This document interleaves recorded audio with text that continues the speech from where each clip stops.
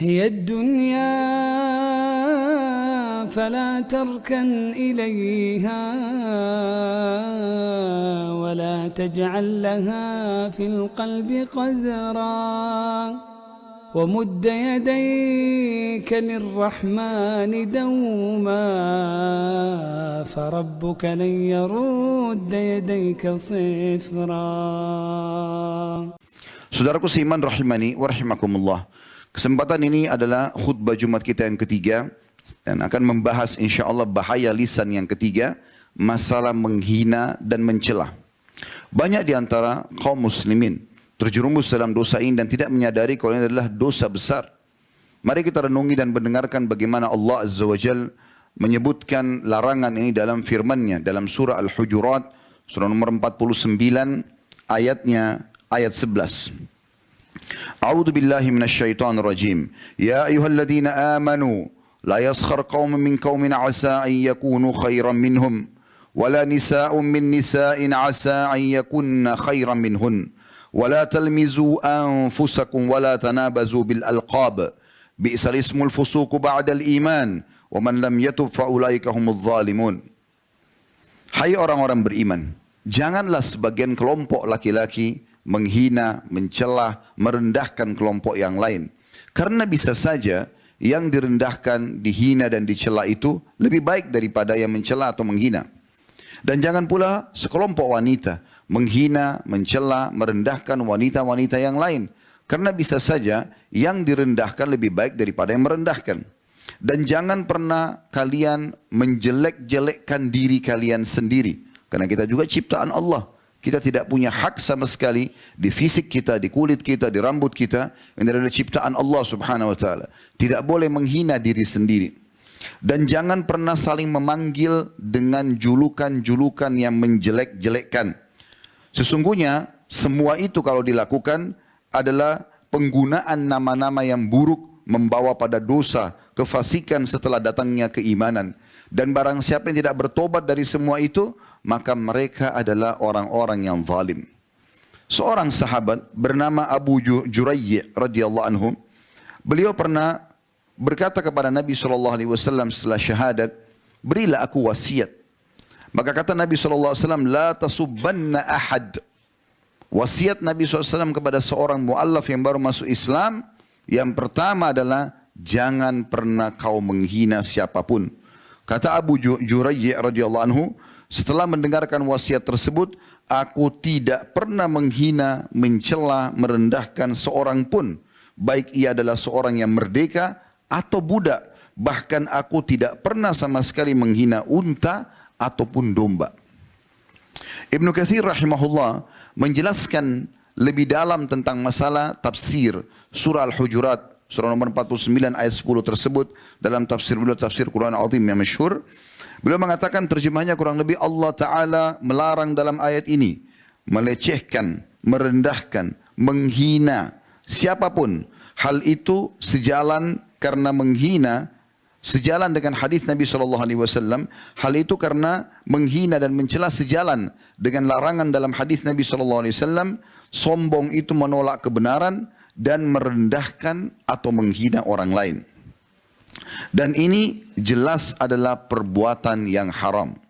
As-Sa'di juga mengatakan dalam tafsir beliau, Taisir Al-Karim Ar-Rahman, yang terjemahnya kurang lebih dalam ayat terdapat kandungan hak seorang mukmin dengan mukmin yang atau dari mukmin yang lain, yaitu jangan menghina, mencela orang lain baik dengan kata-kata ataupun perbuatan yang mengandung makna merendahkan sesama muslim, dan perbuatan tersebut jelas hukumnya haram.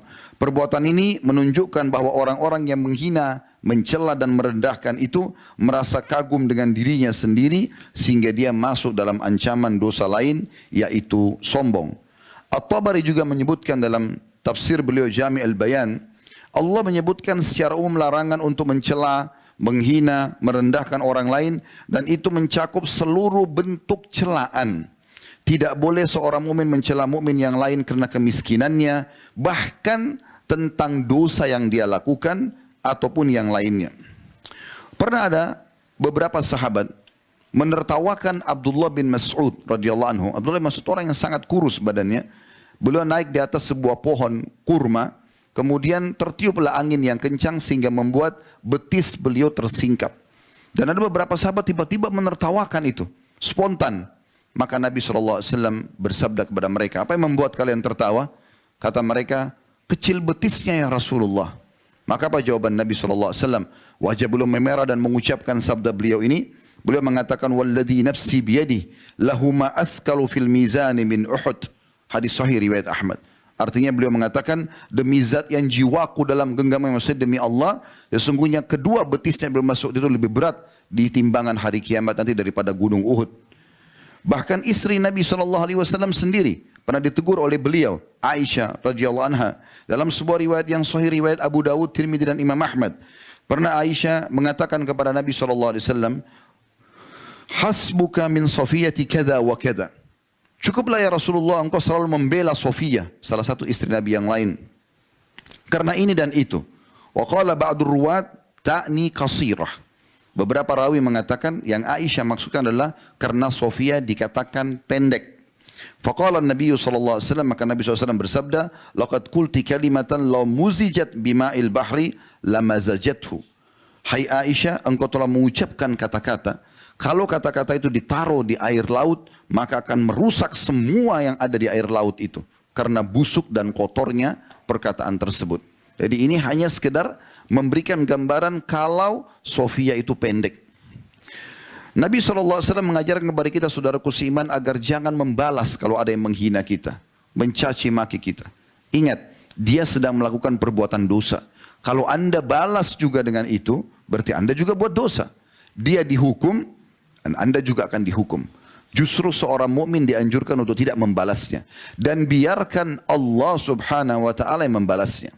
Dengarkan peringatan Nabi SAW dalam hadis riwayat Abu Dawud dan Tirmidzi. Kata beliau, wa in imru'un syatamaka wa ayyaraka bima ya'lam fika, fala tu'ayyirhu bima ta'lam fihi, fa innama wabala dhalika alaihi. Kalau seandainya ada seseorang sengaja menghinamu, mencacimu, merendahkanmu, dan juga mencari-cari kesalahanmu yang dia tahu ada pada dirimu, maka jangan kau balas perbuatan tersebut dengan sesuatu yang kau tahu dari dirinya, karena sungguhnya akibat perbuatannya akan kembali kepada dia.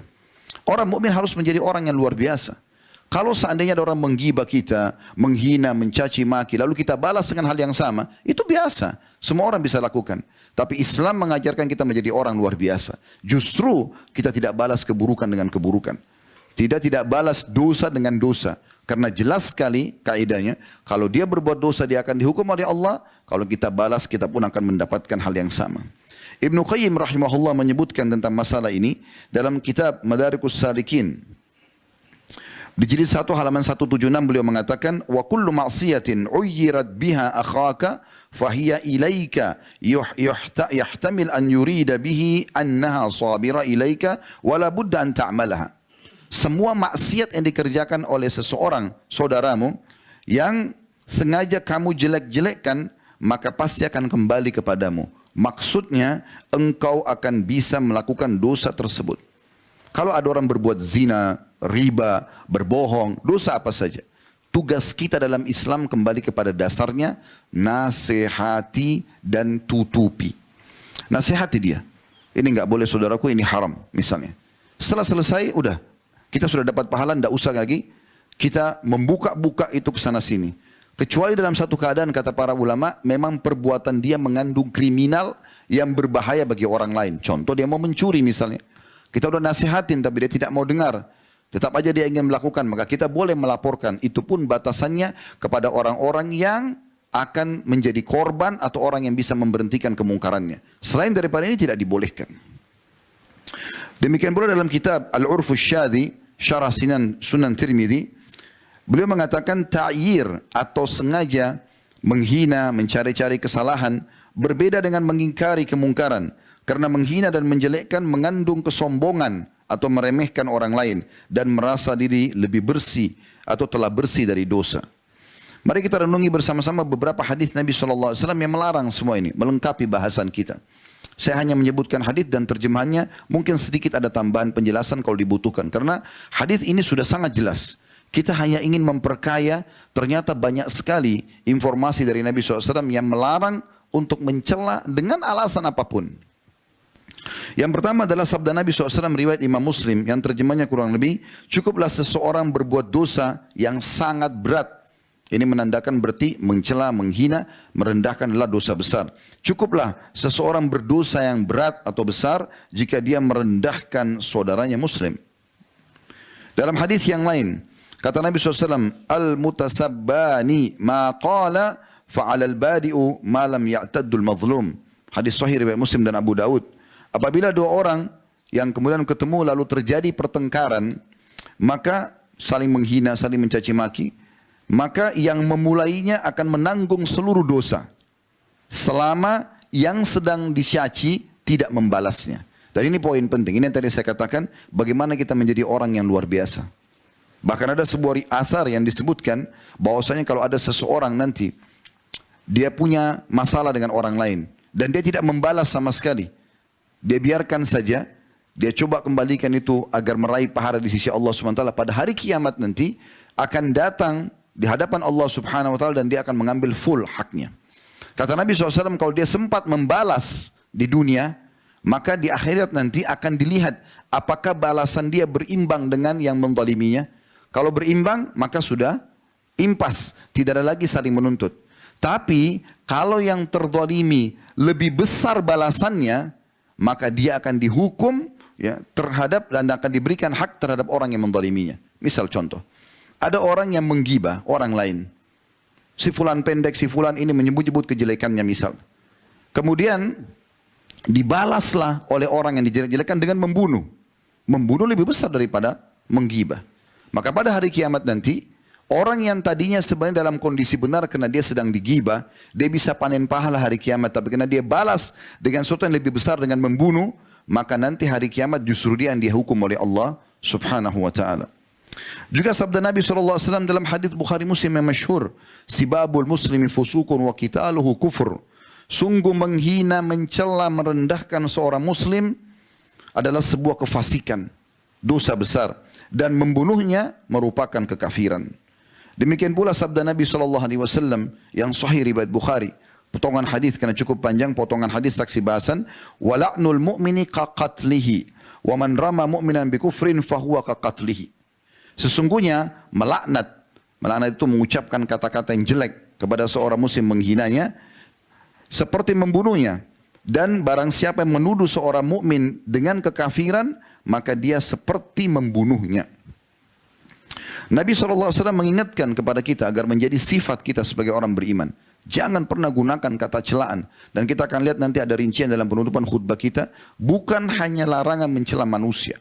Mencela hewan tidak boleh. Mencela massa nggak boleh. Bahkan mencela syaitan saja tidak dibolehkan. Dalam hadis kata Nabi SAW, hadis ini sahih riwayat Tirmidzi dan Imam Ahmad. Kata Nabi SAW, laisal mu'minu bit-ta'an. Bukanlah orang mukmin itu yang suka atau banyak menghina dan mencela. Walal la'an, banyak melaknat, mendoakan yang buruk. Walal fahish, bukan juga orang yang suka berbuat keji. Walal badhi, dan bukan orang yang jorok perkataannya. Juga Nabi SAW memastikan orang-orang yang suka mencela, menghina ini tidak akan pernah bisa memberikan syafaat pada hari kiamat. Kita tahu saudaraku seiman, salah satu tiket yang sangat luar biasa yang Allah berikan kepada kita yang bisa menyelamatkan kita di akhirat ada syafaat. Apa itu? Pertolongan. Pertolongan orang lain kepada kita. Makanya sering kami sampaikan, saudaraku seiman dalam ceramah-ceramah, meninggal bawalah dua hal dan jangan bawa dua hal.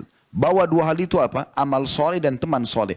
Teman soleh ini bisa memberikan syafaatnya.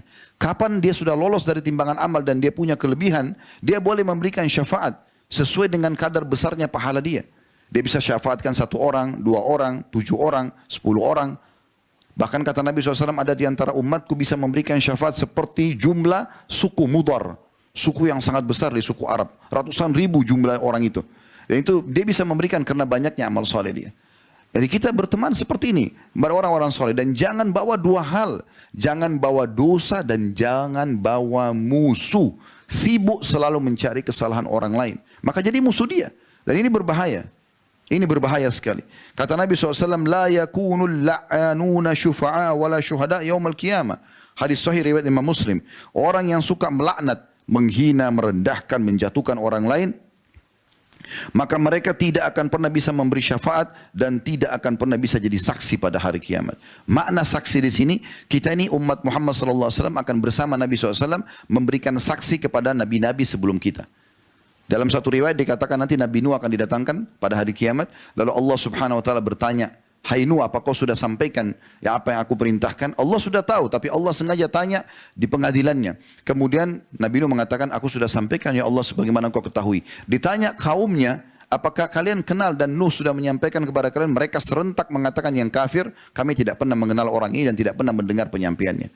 Maka Allah Subhanahu Wa Taala mendatangkan Nabi Muhammad SAW dan umatnya, tapi di sini orang-orang pilihan saja yang akan datang hari kiamat dan memberikan kesaksian, benar ya Allah, Engkau telah turunkan dalam Al-Quran surah Nuh, surah Anbiya dan kisah-kisah yang lain, dalam beberapa surah lain kisah tentang Nabi Nuh kalau dia sudah menyampaikan kepada kaumnya, maka tegaklah hujah dan kaum Nabi Nuh akhirnya yang kafir dimasukkan ke dalam api neraka. Tapi ini hanya bisa diberikan kesaksian bagi orang yang tidak suka mencela. Ada hadis yang luar biasa, hadis ini perlu direnungi baik-baik. Hadis ini diriwayatkan oleh Al-Hakim. Saya akan ulangi 2 kali hadis ini, walaupun Anda sudah faham di pertamanya, karena ini penting sekali. Kata Nabi SAW, Ar-riba 73 baban. Riba itu, dosa riba, ya, transaksi riba, itu ada 73 pintu, tingkatan level, beratnya gitu. Apa kata Nabi SAW? Aisaruha ayyankihar rajulu ummah. Yang paling rendah dari dosa riba itu adalah seseorang menikahi ibunya sendiri, berzina sama ibunya. Di bab zina, saudaraku seiman, ada banyak level-levelnya. Yang paling berat berzina antara mahram. Ibu sama anak, ayah sama anak, ponakan sama tante, tante sama paman sama ponakan, saudara sama saudari. Ini mahram. Ini hukumnya dirajam walaupun belum menikah.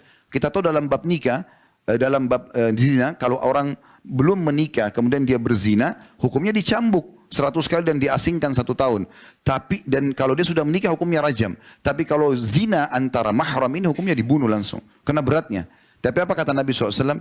Dosa riba yang paling rendah, yang paling rendah sekali, itu setingkat dengan level tertingginya dosa zina. Seperti orang zina dengan ibunya sendiri.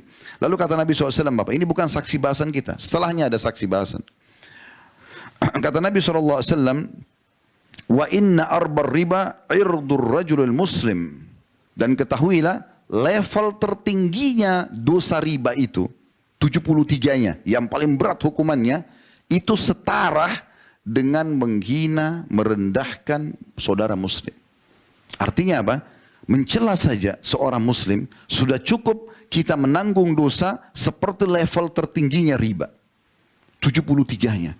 Dan itu yang paling rendahnya saja sama dengan menzina ibu sendiri. Anda bisa bayangkan bagaimana beratnya dosa mencela dan menghina seorang muslim. Berhenti saudaraku dari mata yang sering merendahkan orang lain, mulut yang mencibirkan orang lain, selalu dengan isyarat tangan. Untuk apa? Dia ciptaan Allah Subhanahu Wa Taala. Kalau Anda menghina dia, berarti menghina penciptanya. Allah Subhanahu Wa Taala yang membuat kulitnya gelap, rambutnya keriting, badannya pendek, dan seterusnya. Kenapa harus menghina? Kalau Allah berikan kepada kita satu kelebihan, syukuri dan nikmati. Tapi bukan tugas kita menghina. Ada kekurangan pada diri orang lain, sekali lagi, nasihatin, berikan masukan, dan tutupi itu. Ini penting sekali untuk digarisbawahi. Saya ulangi hadis ini. Kata Nabi SAW, riba itu 73 pintu atau level. Yang paling rendahnya, seperti orang berzina dengan ibunya sendiri. Yang paling tingginya, setara dengan dosa seseorang merendahkan muslim yang lain. Larangan-larangan ini berlaku bukan hanya kepada manusia tadi saya katakan, tapi berlaku juga bahkan sampai pada hewan. Terjadi dalam sebuah riwayat Imam Muslim, bahwasanya saya langsung terjemahkan karena cukup panjang. Ada seorang wanita, diriwayatkan oleh Abu Barza Al-Aslami radhiyallahu anhu, beliau mengatakan, ketika seorang budak wanita berada di atas seekor unta tunggangan, lagi jalan bersama Nabi SAW, dan di atas unta itu terdapat ada barang orang-orang, titipan orang-orang. Dan ketika unta itu melihat Nabi SAW dan mereka lagi jalan, terhimpit, mengecil jalan itu dengan ada gunung di depan mereka. Maka tiba-tiba wanita ini ingin jalan lebih cepat. Dan dia mengatakan pada untanya, cepatlah hai unta, semoga Allah melaknatmu. Dia membahasakan itu. Celakalah kamu gitu. Maka Nabi SAW langsung spontan mengatakan, ketahuilah unta yang telah dilaknat tidak boleh mendampingi kami. Demikian pula teman-teman sekalian tentang ayam jantan. Dalam hadis riwayat Abu Daud, kata Nabi SAW, la tasubuddika fa innahu yuqidu lis-shalah. Jangan pernah menghina ayam jantan karena dia membangunkan untuk solat. Ada larangan untuk mencela masa, waktu. Kok cepat sekali sih malamnya? Kok begini siangnya? Mencela. Untuk apa? Lalui saja. Kenapa harus menjadi orang yang suka mencela? Kata Nabi SAW dalam hadis riwayat Muslim, Allah berfirman, la tasubbud dahar. Nabi SAW bersabda, Allah berfirman, Nabi SAW bersabda, la tasubbud dahar fa inna Allah huwad dahar. Jangan pernah mencela masa atau waktu, karena Allah pencipta masa dan waktu itu. Demikian juga dilarangkan untuk mencela angin, walaupun kencang, walaupun kita tidak suka. Kata Nabi SAW dalam hadis, la tasubbur riha, fa idza ra'aitum minha ma takrahun, faqulu Allahumma inna nas'aluka min khairi hadhihi ar-rih, wa min khairi ma fiha, wa khairi ma ursilat bihi. Jangan pernah kalian mencaci maki angin, karena ya, kalau jangan kalian mencaci maki angin kalau kalian ada sesuatu yang kalian tidak suka dari angin itu, mungkin karena kencangnya atau menakutkan buat kita, maka ucapkanlah. Nabi SAW ajarkan doanya. Ya Allah, aku minta kebaikan angin ini, kebaikan yang ada di dalamnya, dan juga kebaikan yang dia diutus untuknya. Ditiupkan oleh Allah ini pasti ada tujuannya. Kebaikannya saja kami minta ya Allah. Wa na'udzubika min syarri hadhir rih, dan kami berlindung kepadamu dari keburukan angin ini. Wa min syarri ma fiha, keburukan yang ada di dalamnya. Wa syarri ma ursilat bihi, dan keburukan yang dia diutus oleh atau untuknya. Juga kita dilarang teman-teman sekalian mencaci maki demam, penyakit pun enggak boleh dicaci maki. Disebutkan dalam sebuah riwayat dari Jabir radhiyallahu anhu bahwasanya Rasulullah SAW dakhala ala Ummu Sa'ib atau Ummul Musayyib. Satu hari Nabi SAW pernah menziarahi seorang wanita bernama Ummu Sa'ib atau Ummu Musayyib. Maka Nabi SAW mengatakan, malaki tuzafsifin. Kenapa kau begini kayak orang yang meriang gitu, ya. Maka qalat al-humma la barakallahu fiha. Kena demam ya Rasulullah. Semoga Allah tidak berkahi demam ini. Bahasanya bayangkan ya. Semoga Allah tidak berkahi. Dia berdoa sebenarnya. Tapi karena mengandung unsur menjelekkan. Maka Nabi SAW mengatakan. Faqala sallallahu alaihi wasallam. La tasubbil humma. Jangan pernah kau caci maki penyakit demam ini. Fa innaha tudhibu khataya bani Adam. Kama yudhibul kiru khabatal hadid. Jangan kau caci maki demam ini. Karena demam ini benar-benar akan membersihkan dosa-dosa anak Adam. Sebagaimana pandai besi membersihkan ya kotoran-kotoran yang ada di besi itu. Hadis sahih diriwayatkan oleh Imam Muslim. Demikian pula teman-teman tidak boleh mencela makanan. Menghina makanan. Suka makan, tidak suka tolak saja. Tapi jangan bilang, kok asin sekali, kok begini, kok begitu. Akhi, tidak cocok tinggalkan. Cocok makan. Disebutkan dalam sebuah riwayat, dan hadis ini riwayat Bukhari Muslim dari Abu Hurairah radhiyallahu anhu, beliau mengatakan, ma'aban Nabi sallallahu alaihi wasallam ta'aman qat. Nabi SAW tidak pernah sama sekali menghina, mencela semua jenis makanan. Inishtahahu akalahu wa in karihahu tarakahu. Kalau dia suka dia makan, kalau dia tidak suka maka dia cukup meninggalkannya. Subhanallah, saya pernah belajar dari salah satu guru kami, Dr. Saleh Suhaimi hafizahullah. Beliau pengajar di Masjid Nabawi. Satu waktu beliau pernah datang ke Jakarta bersama istrinya, kemudian berkunjung ke rumah kami. Waktu itu kebetulan saya tidak bisa datang ke hotel beliau. Kemudian saya sempat menghidangkan, menuangkan satu susu. Saya tidak ngeh kalau susu ini ternyata sudah tidak baik. Tidak bermaksud, tapi subhanallah, saya buka kulkas, saya keluarkan susu itu. Ternyata susu ini baru kami beli kemarin. Dituang di gelas, saya pikir masih bagus. Begitu saya hidangkan, Syekh lalu mengambil gelasnya, kemudian dia menyentuh, sempat dia minum sedikit lalu dia letakkan. Lalu saya tanya, Syekh enggak diminum? Dia bilang jazakallah khair, cukup. Begitu aja. Subhanallah, adabnya luar biasa. Lalu kemudian beliau pamit, tinggalkan kami. Setelah keluar, saya tidak tahu kenapa tersentuh hati saya untuk mengecek susu itu. Begitu saya cek, memang asin. Tapi tidak pernah beliau mengatakan, ini rusak akhi. Kenapa dihidangkan? Enggak ada bahasa-bahasa seperti itu. Bagaimana orang yang sudah memahami masalah ini, mengaplikasikan dalam kehidupan mereka. Bahkan teman-teman sekalian, kita tidak boleh mencaci maki semua sesembahan yang disembah selain Allah. Padahal itu berat. Patung, pohon, semua enggak boleh dicaci maki. Dengarkan Allah berfirman dalam surah Al-An'am, surah nomor 6 ayat 108. A'udzu billahi minasyaitonir rajim. Wa la tasubbul ladzina yad'una min dunillahi fayasubbullaha adwan bighairi ilm. Jangan pernah kalian menghina, mencela, merendahkan sesembahan-sesembahan yang mereka sembah selain Allah. Karena bisa saja mereka balik menghina, mencela, merendahkan Allah dengan melampaui batas tanpa pengetahuan. Dakwahi saja. Sampaikan, gini, kita punya produk namanya Islam. Isinya beriman pada Allah SWT dan seluruh syariat yang Allah perintahkan. Itu produk kita. Kita tawarkan saja. Tidak usah korek-korek orang lain. Itu yang paling baik.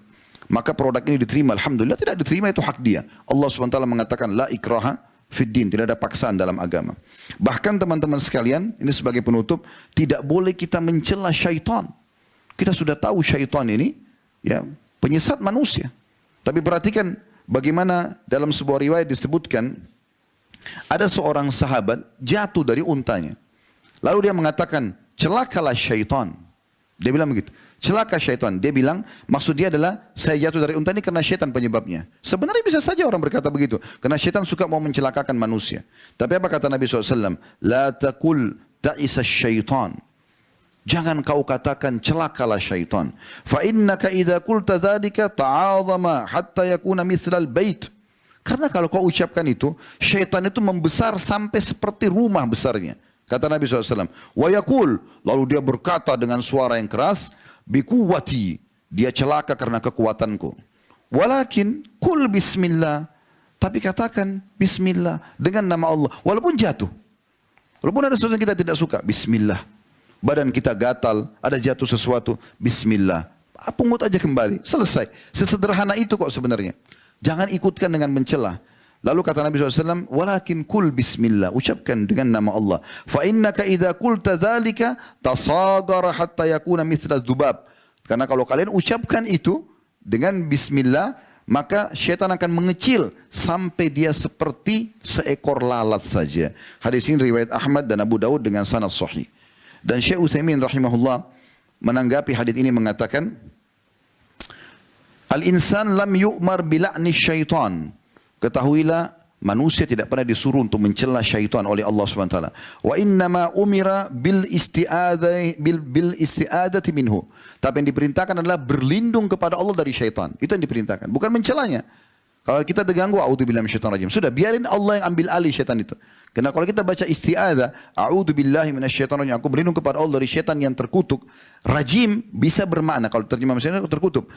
Rajim makna dalam letter bahasa Arab adalah terajam. Seperti Allah SWT sebutkan dalam surah Al-Mulk. Fungsi daripada bintang-bintang, waja'alnaha rujuman lisyayatin. Kami jadikan sebagai rajam buat syaitan-syaitan. Tujuannya itu. Jadi kalau kita bilang a'udzubillahi minasyaitonir rajim, Allah merajamnya. Allah membakar syaitan-syaitan yang mengganggu kita. Jadi enggak usah repot-repot habisin energi, marah-marah, caci maki syaitan, itu tidak pernah, tidak ada gunanya sama sekali. Oh, syaitan juga tidak kelihatan. Tidak ada juga manfaatnya. Tapi kalau kita baca isti'adzah, Allah lindungi kita dari kejahatan dia dan Allah musnahkan dia. Itu kan lebih telak. Ini penting untuk digarisbawahi. Kata beliau, wa innama umira bil isti'adzati minhu. Diperintahkan untuk berlindung kepada Allah dari syaitan itu. Kama qala ta'ala, sebagaimana Allah Ta'ala telah berfirman, wa imma yanzagannaka minasyaitonir nazghun fasta'id billah innahu was-sami'ul alim. Kalau seandainya syaitan mulai mengganggumu, maka berlindunglah kepada Allah. Sesungguhnya Allah Maha mendengar, lagi Maha mengetahui. Diambil dari kitab Majmu' Fatwa beliau di jilid 3 halaman 125. Aqulu qauli hadza, saya sudah mengucapkan perkataan saya ini, wa astaghfirullah li wa lakum, dan saya istighfar kepada Allah, mengajak jamaah istighfar kepada Allah. Fastaghfiruhu innahu wal ghafurur rahim. Beristighfarlah kepada Allah karena Dia Maha Pengampun juga Maha Pengasih.